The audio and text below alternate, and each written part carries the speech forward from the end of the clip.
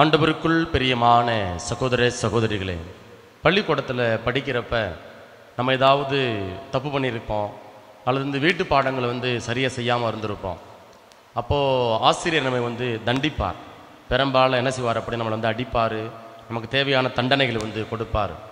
ஒருவேளை நம்முடைய வகுப்பில் நம்மளை அடிப்பதற்கு தேவையான பெரம்பு குச்சி இல்லை அப்படின்னா ஆசிரியர் என்ன பண்ணுவார், நம்மளையே போய் பக்கத்து வகுப்பறையில் போயிட்டு அங்கே இருக்கக்கூடிய பெரம்பை வாங்கிட்டு வர சொல்லி அவர் கையில் கொடுத்து நாம் அடி வாங்கின அந்த காலங்கள், அந்த நினைவுகள் எல்லாம் நிச்சயமாக நம்முடைய வாழ்க்கையில் இருக்கின்றது. எனக்கெல்லாம் அப்படிப்பட்ட நிறைய அனுபவங்கள் இருக்கிறது. பள்ளிக்கூடம் படிக்கிறப்ப குறிப்பாக 1ஆம் வகுப்பு முதல் 10ஆம் வகுப்பு வரை படிக்கின்ற பொழுது ஒரு சில நேரங்களில் விளையாட்டுத்தனமாக இருந்துட்டு வீட்டு பாடங்களை சரியாக செய்யாமல் போய் வகுப்பு ஆசிரியர்கிட்ட போயிட்டு அடி வாங்கிய நிகழ்வுகள், அதுவும் பக்கத்து வகுப்பறையில் போய் குச்சி வாங்கிட்டு அவர் கையில் கொடுத்து அடி வாங்கிய நிகழ்வுகள் எல்லாம் அப்படியே இன்னும் என்னுடைய மனதில் ரிங்காரமிட்டு கொண்டே இருக்கின்றது. அப்போ பாருங்கள், இதே போல தான் இந்த நற்செய்தி வாசகத்தில் இங்கே திருச்சட்ட நூல் அறிஞர், அதே போல் மறைநூல் அறிஞர்கள் என்ன பண்ணுறாங்க அப்படின்னா, நம்ம ஆண்டவர் இயேசு கிறிஸ்து வாயை கொடுத்து புண்ணாக்கி கொள்ளக்கூடிய ஒரு நிலை. உதாரணமாக நம்ம வீடுகளில் பிள்ளைங்க 2 பேர் இருக்கிறாங்க, 2 பசங்க இருக்கிறாங்க அப்படின்னா அதில் ஒருவேளை இளையவன் தப்பு பண்ணுறான் அல்லது மூத்தவன் தப்பு பண்ணுறான். இப்போ அப்பா என்ன பண்ணுவாங்க அல்லது அம்மா என்ன பண்ணுவாங்க அப்படின்னா தண்டிப்பாங்க, ஒன்று அடிப்பாங்க, ஏதாவது தண்டனை கொடுப்பாங்க, அல்லது கேட்கக்கூடிய பொருட்களை பரிசு பொருட்களை வாங்கி கொடுக்காம இருப்பாங்க. அப்போது பாதிக்கப்பட்ட நபர் அவங்க தண்டனை அனுபவிச்சுட்டு இருக்கிறப்ப இன்னொருத்தவன் ஒருவேளை இளைய மகன் என்ன பண்ணுவான் அப்படின்னா, அம்மா இந்த பாருங்க, இவன் இப்படி தான் அன்னைக்கும் பண்ணா, இன்னைக்கு இதே தப்பு தான் பண்ணிட்டு வரான் அப்படி என்ன பண்ணுவான் அப்படின்னா தன்னுடைய சகோதரனை காட்டி கொடுக்கக்கூடிய ஒரு நிலை. அப்போ அப்பாவோ அம்மாவை நம்மளை பார்த்து சொல்லுவாங்க, நீ சும்மா வாயை புத்திட்டு கம்முன்னு இருடா, நீ பெரிய யோக்கியமா, உன்னை பற்றி எனக்கு தெரியாதா. அப்புறம் என்ன பண்ணுவாங்க அப்படின்னா நம்முடைய பிள்ளைகளை பார்த்து அல்லது தங்களுடைய பிள்ளைகளை பார்த்து இப்படிப்பட்ட உரையாடல்களை சொல்லக்கூடியதை நம்முடைய குடும்பங்களை நாம் பார்க்கிறோம். அதே போல தான் இந்த நற்செய்தி வாசகத்தில் ஏசாண்டவர் என்ன பண்ணுறார் அப்படின்னா பரிசேயர் பயங்கரமாக திக்கிட்டே வர்றார். உங்களுக்கு நீ ஐயோ கேடு, நீங்கள் சந்தைகளில் எப்படி இருக்க விரும்புகிறீங்க, முதன்மையான இருக்கைகளை நீங்கள் இப்போ விரும்புகிறீங்க, அதே போல் மக்கள் பார்க்க வேண்டும் என்று நீங்கள் என்ன பண்ணுறீங்க அப்படின்னா நீங்கள் மரியாதை செலுத்த விரும்புகிறீர்கள், அதே போல் 10ல் 1 பங்கு நீங்கள் எல்லாம் செய்கிறீங்க. ஆனால் உங்களுக்கு ஐயோ கேடு என்று என்ன பண்ணுறாரு அப்படின்னா பரிசேயர்களை சாடக்கூடிய ஒரு சூழல், ஒரு நிலை. இப்போ இன்றைய நற்செய்தி வாசகம் நேற்றைய நற்செய்தி வாசகத்தினுடைய ஒரு தொடர்ச்சியாக இருக்கிறது. நேற்று நற்செய்தி வாசகத்தில் நம்ம பார்த்தோம் அப்படின்னா அங்கே இயேசு ஆண்டவர் கை கழுவாமல் சாப்பிட்றார், சரிங்களா. அப்போ ஆண்டவர் சொல்கிறாரு, அங்கே ஒரு மனநிலை, அந்த பரிசேயர்களுக்குள்ள ஒரு விதமான பார்வை மனநிலை. அந்த மனநிலை என்ன அப்படின்னா, என்னப்பா கை கழுவாமல் சாப்பிட்றாரு என்கிற ஒரு விதமான பார்வை இருக்கிறது.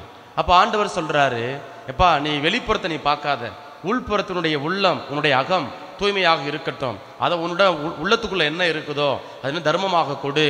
அப்படி என்ன பண்றாரு அப்படின்னா பரிசேயர்களுக்கு பதில் கொடுக்கிறார். அந்த பதில் என்ன பண்ண தொடர்ந்து இன்றைய நற்செய்தி வாசகத்துல பரிசேயர்களை சாடக்கூடிய ஒரு நிலை. அப்படி பரிசேயர்களை சாடுகின்ற பொழுது திருச்சட்ட அறிஞர் என்ன பண்றாரு அப்படின்னா, என்னப்பா நீ போய் எங்களுக்கு இப்படி சொல்லி எங்களை கேவலப்படுத்துறியே என்று கேட்கின்ற பொழுது இப்போ ஆண்டவர் என்ன பண்றாரு அப்படின்னா அந்த திருச்சட்ட அறிஞரை பார்த்து சொல்றாரு, ஐயோ திருச்சட்ட அறிஞரே, உங்களுக்கும் கேடு, ஏனென்றால் நீங்கள் தாங்க முடியாத சுமைகளை மக்கள் மேல் சுமத்துகிறீர்கள் அப்படின்னு சொல்லி என்ன பண்றாங்க அப்படின்னா நம்ம ஆண்டவர் இயேசு கிறிஸ்து எப்படி இந்த பரிசேயர்களும் மறைநூல் அறிஞர்களும் அதே போல திருச்சட்ட நூல் அறிஞர்களும் என்ன பண்றாங்க அப்படின்னா மக்கள் மேல் என்ன பண்றாங்க, அடியே தேவையில்லாத சுமைகளை சுமத்துகிறார்கள் என்று சொல்லி அவர்கள் கடிந்து கொள்ளக்கூடிய ஒரு நிலை. நீங்களும் சொல்றீங்க, போதிக்கிறீங்க, ஆனால் அதை உங்களுடைய வாழ்க்கையில் பின்பற்றுவதில்லை, வெளிவேடத்தனமான இரட்டைத்தனமான வாழ்க்கை முறைகளை நீங்கள் வாழ்றீங்க, அது தவறு, அது கண்டிக்கத்தக்கது. அப்படி என்ன பண்றாரு அப்படின்னா நம்ம ஆண்டவர் இயேசு கிறிஸ்து இந்த நற்செய்தி வாசகத்தில் மறைநூல் அறிஞர்களையும் திருச்சட்ட அறிஞரை சாடக்கூடியதை வசைப்பாடுவதை நாம் பார்க்கிறோம். பிரியமானவர்களே, இந்த நற்செய்தி வாசகம் நமக்கு சொல்லிக் கொடுக்கக்கூடிய பாடம், நமக்கு அல்லது நம்முடைய வாழ்க்கைக்கு நாம் எடுத்துக்கொள்ளக்கூடிய பாடம் என்ன அப்படின்னா நம்முடைய உள்ளமும், சரிங்களா, நம்முடைய வார்த்தையும் வாழ்வும் ஒன்றிணைந்து செயல்பட வேண்டும். அப்படி உள்ளமும் நம்முடைய வாழ்வும் வார்த்தையும் ஒன்றிணைந்து செயல்படலை அப்படின்னா நாமும் இன்றைக்கு நற்செய்தி வாசகத்தில் வரக்கூடிய பரிசேயர்களைப் போல திருச்சட்ட அறிஞர்களைப் போல கடவுளால இயேசுவால வந்து சாபக்கேட்டிற்கு உள்ளாக்கப்படுவோம் என்பதனை நம்ம ஒரு எச்சரிக்கக்கூடிய ஒரு பகுதியாக இன்றைய நற்செய்தி வாசகம் நமக்கு இருக்கிறது. பிரியமானவர்களே, சமீபத்தில் அதாவது புதுநன்மை வாங்கக்கூடிய அல்லது ஒருவேளை வாங்கியிருக்கலாம் ஒரு சிறுமி என்கிட்ட கேட்குறாங்க, ஃபாதர் நீங்கள் எதுக்கு அந்த உலகின் பாவங்களை போக்கும் செம்மறியே அந்த அந்த சமாதானம் முடிஞ்சதுக்கப்புறம் அந்த பாடல் பாடினதுக்கப்புறம் நீங்கள் அந்த அப்பத்தில் ஒரு துண்டை எடுத்து நீங்கள் ரசத்தில் போடுறீங்க, அதனுடைய அர்த்தம் என்ன அப்படின்னு சொல்லி கேட்குறாங்க. அப்புறம் அந்த சிறுமிகிட்ட நான் சொல்கிறேன், இதற்கு நிறைய விளக்கங்கள், இறையியல் விளக்கங்கள் கொடுக்கப்படுது. முதல் விளக்கம் அது என்ன அப்படின்னா, இது திருச்சபை என்பது அது இயேசுவினுடைய உடலாக பார்க்கப்படுகிறது, மறை உடலாக பார்க்கப்படுகிறது. அப்ப திருச்சபையினுடைய தலைவர் யார்? இப்போதைக்கு நம்முடைய திருத்தந்தை லியோ அவர்கள். சரிங்களா? அப்ப நம்முடைய திருத்தந்தை லியோ அவர்களோட நாம எல்லாருமே ஒன்றிணைந்து இருக்கிறோம், ஒற்றுமையோடு இருக்கிறோம் என்பதன் அடையாளமாக என்ன பண்றோம் அப்படின்னா, அந்த அப்பத்துல ஒரு பகுதியை பிட்டு நாம ரசத்துல அந்த இயேசுனுடைய ரத்தத்துல போடுகிறோம், அது கலக்கிறோம் என்று நான் அந்த சிறுமிக்கு நான் சொன்னேன். இன்னும் நான் அந்த சிறுமிக்கு இன்னொரு பதிலை நான் கொடுத்தேன். அது என்ன அப்படின்னா, சமீபத்தில் படித்தது அது என்ன அப்படின்னா, அதாவது இன்றைக்கு பல நேரங்களில் திருப்பலியில் நாம் பங்கெடுக்கிறோம். அப்படி பங்கெடுக்கின்ற பொழுது அப்பமும் ரசமும் நமக்கு இந்த பலியில் காணிக்கையாக கொடுக்கப்படுகிறது. அப்போ அப்பம் இயேசுனுடைய உடலாக மாறுகிறது, ரசம் இயேசுனுடைய ரத்தமாக மாறுகிறது.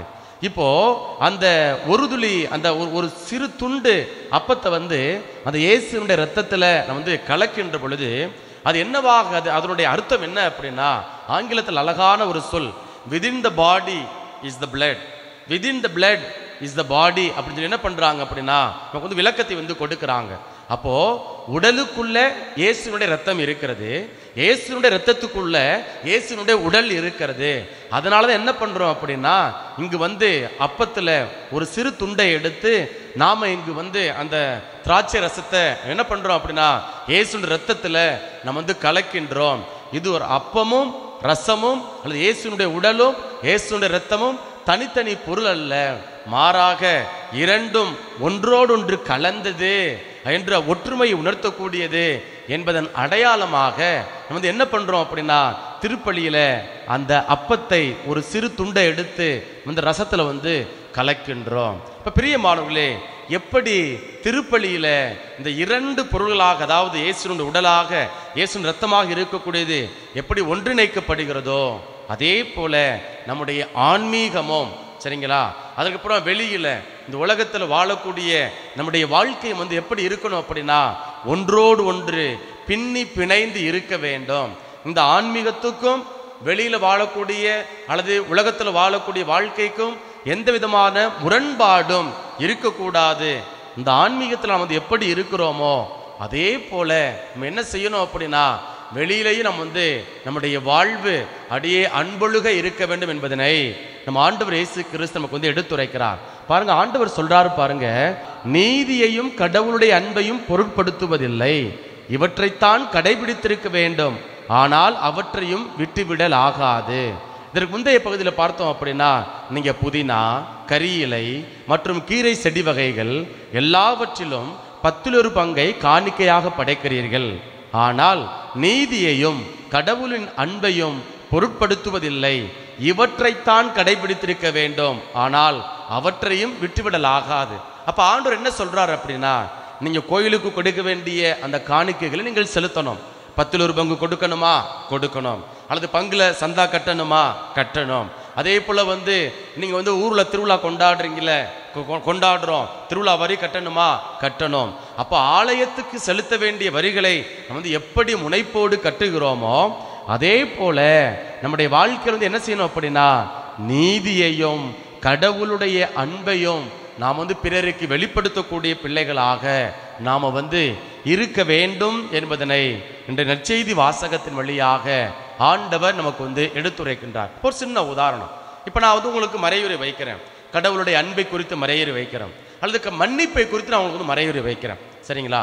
இப்ப நான் மன்னிக்கணும், விட்டு கொடுத்து வாழணும் அப்படின்னு சொல்லி 1 மணி நேரம் 2 மணி நேரம் நான் என்ன பண்றேன் அப்படின்னா, உங்களுக்கு நான் விவிலியத்துல அங்கங்கு நிறைய இறை வார்த்தைகளை மேற்கோள் காட்டி, வாழ்க்கை அனுபவங்களை மேற்கோள் காட்டி உங்களுக்கு நான் பயங்கரமா நான் என்ன பண்றேன், ஆண்டவருடைய வார்த்தையை குறிப்பாக மன்னிப்பை குறித்து நான் வந்து அறிவித்து கொண்டே இருக்கிறேன்.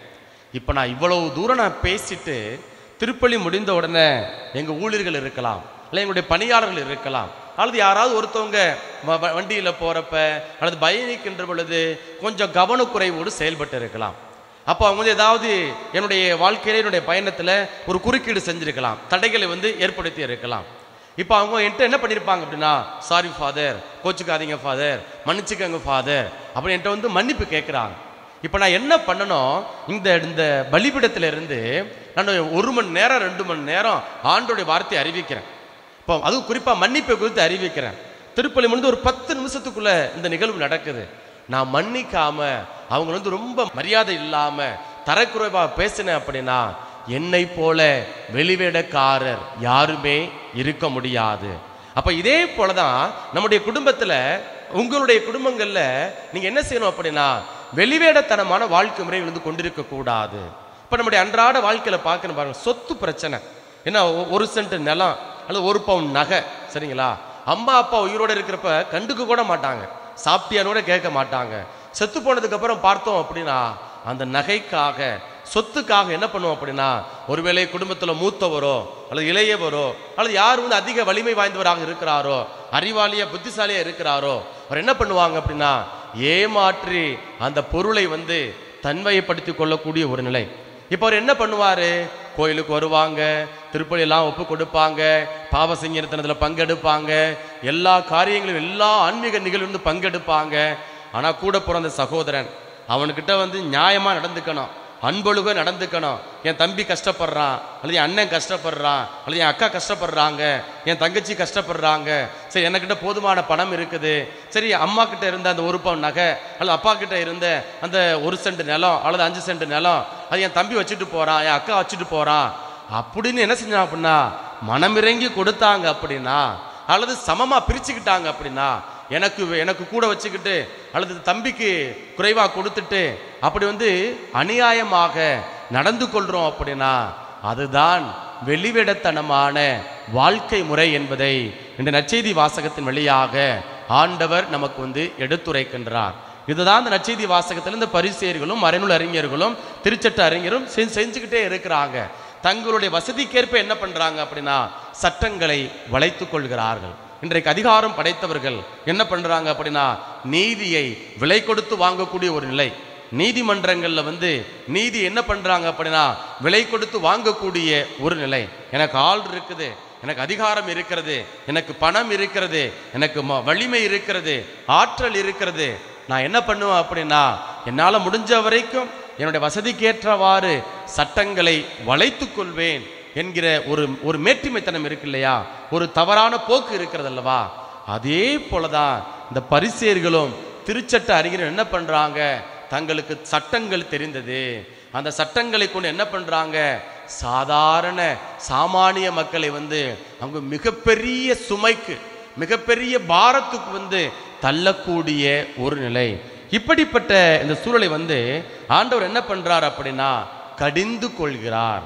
மத்தேயு நற்செய்தி அதிகாரம் 23 இறை வார்த்தை 3 வந்து இப்படியாக நம்ம வந்து வாசிக்கின்றோம், சரிங்களா? அங்க ஆண்டவர் சொல்றாரு என்ன அப்படின்னா, அவர்கள் என்னென்ன செய்யும்படி உங்களிடம் கூறுகிறார்களோ அவற்றையெல்லாம் கடைபிடித்து நடந்து வாருங்கள், ஆனால் அவர்கள் செய்வது போல நீங்கள் செய்யாதீர்கள், ஏனெனில் அவர்கள் சொல்வார்கள் செயலில் காட்ட மாட்டார்கள்.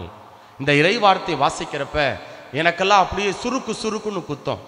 பல நேரங்களில் மேடையில் இருந்து பலிபீடத்தில் இருந்து கொண்டு என்ன செய்யறேன் அப்படின்னா ஆண்டவருடைய வார்த்தை அறிவிக்கிறேன், ஆனால் அதை வாழ்வாக்குகிறேனா செயல்படுத்துகிறேனா அது மிகப்பெரிய ஒரு கேள்வி, சரிங்களா?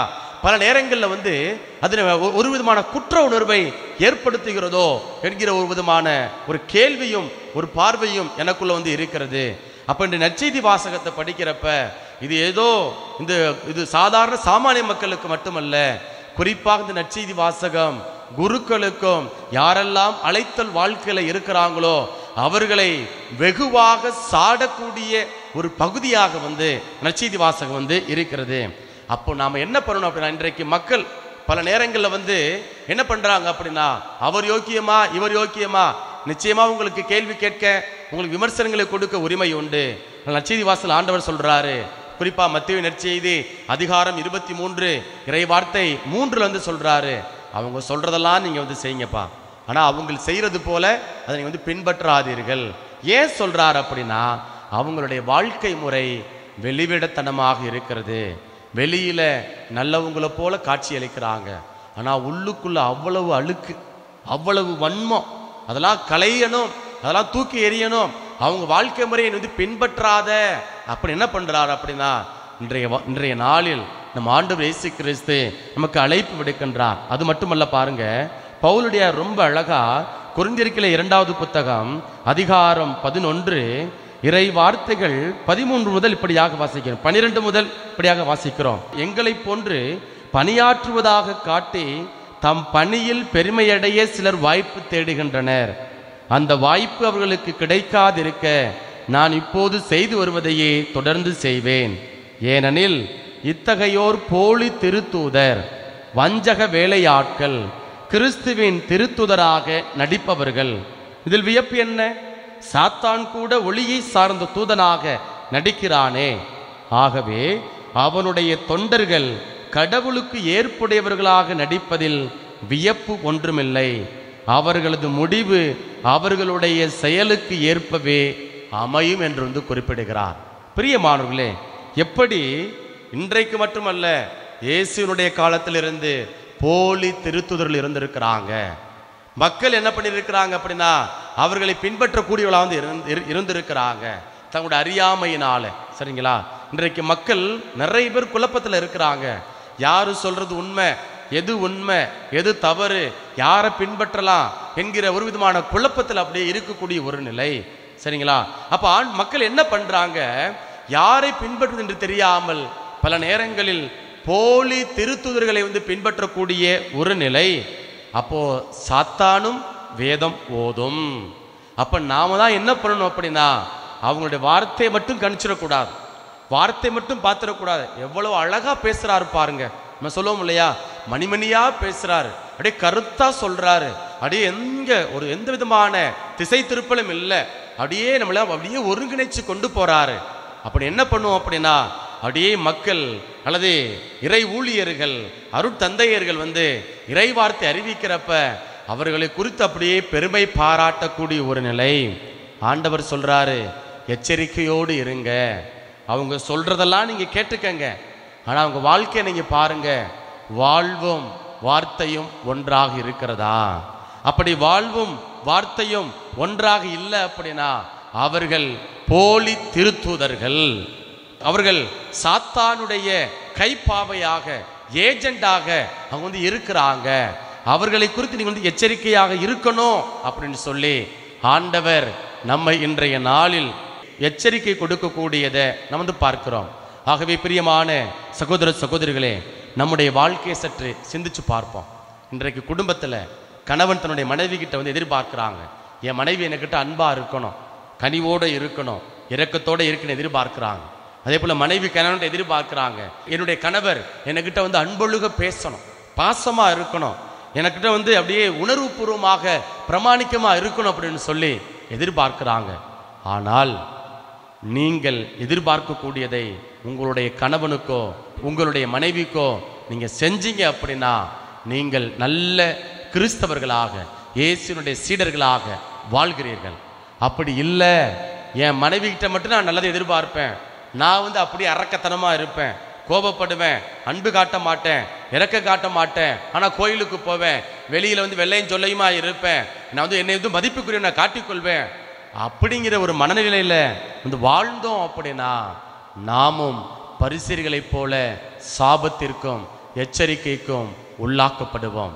அதனால இன்றைய நாள்ல ஆண்டவருடைய அருள் வரத்தை நாம் வேண்டுவோம். தீத்துக்கு எழுதிய புத்தகம் அதிகாரம் 1 இறை வார்த்தை 15 எப்படியாக வாசிக்கிறோம், தூய்மையானவர்களுக்கு எல்லாம் தூய்மையே, மாசுபடிந்த மனத்தோருக்கும் நம்பிக்கை கொண்டிராதோருக்கும் எதுவுமே தூய்மை இராது, அவர்கள் மனமும் மனச்சான்றும் மாசு படிந்தவை என்று குறிப்பிடுகிறார். அப்போ தூய்மையானவர்களுக்கு எல்லாம் தூய்மையே. அப்போ என்னுடைய மனசு தூய்மையா இருக்குதா? என் மனசு தூய்மையா இல்லை அப்படின்னா நான் இன்னும் கடவுள் மீது நம்பிக்கை கொள்ளவில்லை. இங்கே வந்து பவுலுடையார் வந்து தீத்துக்கு சொல்கிறது போல என்ன அப்படின்னா, நான் வந்து என்னுடைய மனச்சான்று தூய்மையாக இல்லை, அப்போ என்னுடைய மனச்சான்று மாசு படிந்ததாக இருக்கிறது. ஆகவே இந்த திருப்பலியில் இயேசுவே, ஆண்டவரே, நான் கோயிலுக்கு போகிறேன், நற்கருணை கொண்டாட்டத்தில் பங்கெடுக்கிறேன், எல்லாம் செய்கிறேன், அதில் அன்பு இருக்குது அப்படின்னா என்னுடைய குடும்பத்தில், என்னுடைய சமூகத்தில், சக ஊழியர்கிட்ட, சக மனிதன்கிட்ட அந்த அன்பை பிரதிபலிக்கக்கூடியவனாக நான் வாழ வேண்டும். அப்படிப்பட்ட அந்த வாழ்வை ஆண்டவரே எனக்கு தாரும் என்று சொல்லி தொடர்ந்து இந்த அப்பரச காணிக்கைகளோடு நம்மை நாம் ஒப்பு கொடுத்து மன்றாடுவோம்.